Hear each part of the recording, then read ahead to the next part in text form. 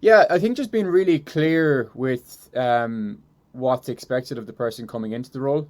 Um, just for context, we put out a role back in April. I think we had 600 applicants for it, which is crazy. Wow, Yeah, crazy. which is crazy. And you're trying to like give everyone as much time as possible to make sure that you could find the right candidate.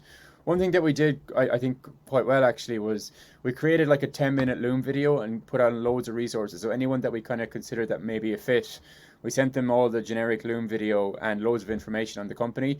And then we did kind of IV calls, which initial vetting calls for 15 minutes.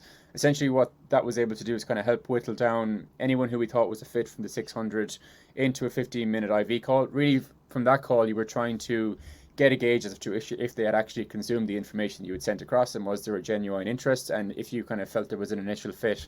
From there, if we felt there was, we bring them through to a second stage interview, which we would do comes kind of stage play or whatever you want to call it through there. But that's kind of the process that we had.